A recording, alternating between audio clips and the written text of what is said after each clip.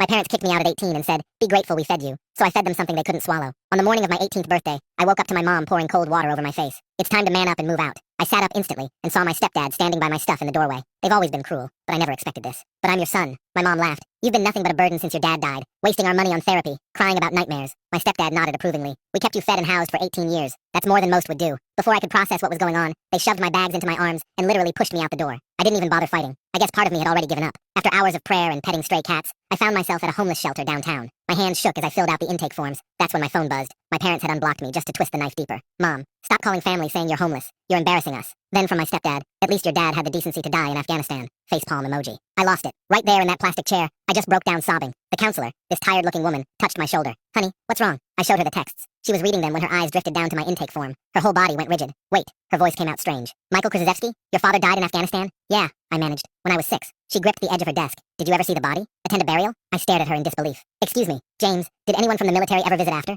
Check on you?"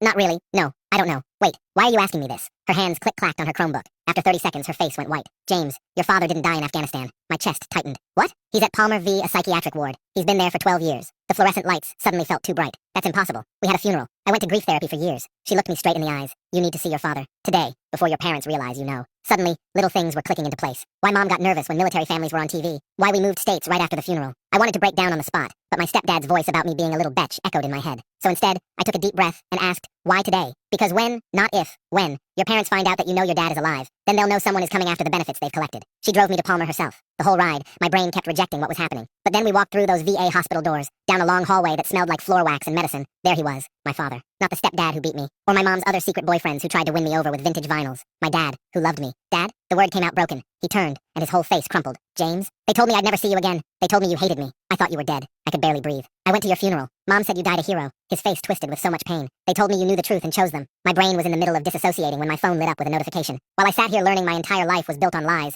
my parents took the opportunity to drain my college savings, my birthday money, everything. Account closed. I dropped my phone on the floor and my dad picked it up and read the screen. "All my combat pay went to you," he said quietly. "Every month for 12 years. For your future." I never saw a penny. A doctor walked in. "Mr. Krzyzewski has been ready for discharge for years, but he's disabled from the war. He needs family to release him to. Someone who will take care of him." "I'll do it," I said immediately. "I'll take care of him." The next morning felt unreal. Dad walked out in civilian clothes, jeans, and a flannel that hung loose on him. As we got closer to my mom and stepdad's home, his breathing got shallow. 12 years, Dad whispered. 12 years they stole from us. We stood at the front door, the same door they'd pushed me out of yesterday. Inside, footsteps approached. The deadbolt turned. The door swung open. We were met with my stepdad's face. It dropped so quickly I almost laughed. He was seeing a dead man standing on his porch. Behind him, Mom appeared, and her coffee mug slipped from her hand, shattering on the floor. My dad smiled. "Hello, Mark. We need to talk about my death benefits. Listen to 90 seconds and rate me 5 stars on Spotify. Doing a giveaway for people who did this and show proof on my Instagram. There will be 4 winners, and you get to choose between a Spotify or Amazon gift card." Mark's face went through about 5 different expressions in 3 seconds. First shock, then this weird calculation like he was trying to figure out if this was real, then anger that turned his whole face red. Mom made this small choking sound, and her coffee mug just slipped right out of her hand.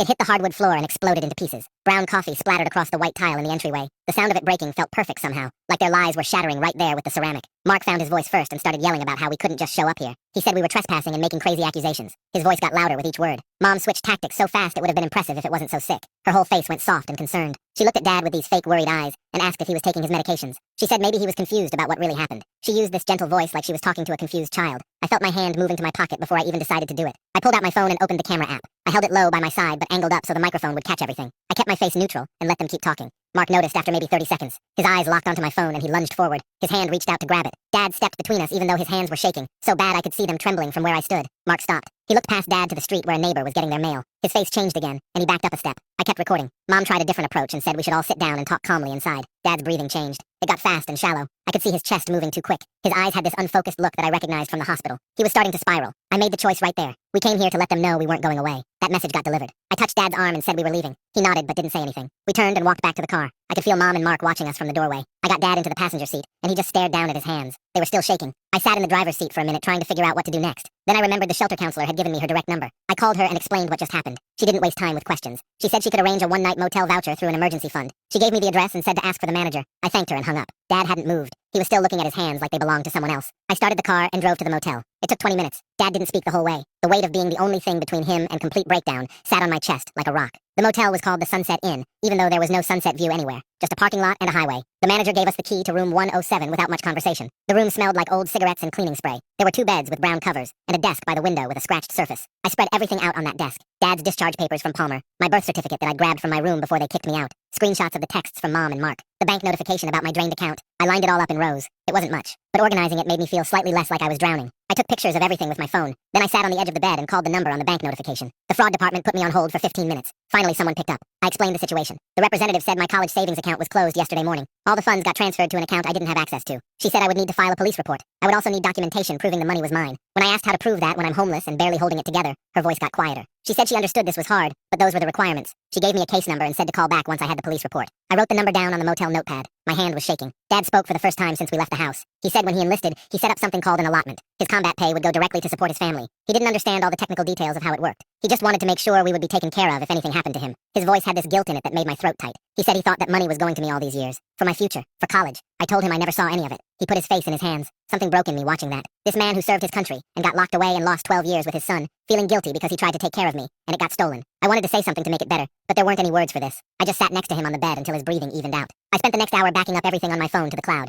The shelter counselor told me that documentation was everything when you're fighting people with more resources than you. I created a folder labeled evidence. I uploaded screenshots of every text message, the voice recording from the porch, photos of every document spread out on the desk. I made sure everything saved in 3 different places. My phone storage, Google Drive, email drafts. I wasn't going to lose this stuff because my phone died or got stolen or Mom and Mark found some way to delete it. Every screenshot felt like a small piece of protection. Every backed up file was something they couldn't take away from me. The next morning we drove back to Palmer, Virginia. Dad needed a replacement ID with a current address. We also needed printouts of his benefits history. The discharge coordinator was a woman maybe 50 years old with reading glasses on a chain. She was helpful, but moved at the pace of someone who processes paperwork all day every day. She asked Dad questions and typed his answers with 2 fingers. She printed forms and had him sign them. She said the ID would take 2 weeks to process. The benefits history would be ready this afternoon. I sat in the plastic chair and practiced patience. My brain was screaming that we needed answers faster, that every day was another day Mom and Mark could be hiding money or destroying records, but I kept my mouth shut and waited. The coordinator finished the forms and gave us a number to call this afternoon for the printouts. We thanked her and left. In the car, Dad said he was tired. I drove us back to the motel. He laid down on one of the beds and fell asleep almost immediately. I sat at the desk and stared at the organized documents. We had taken the first steps. We had confronted them. We had started documenting everything. We had begun the process of getting Dad's identity back.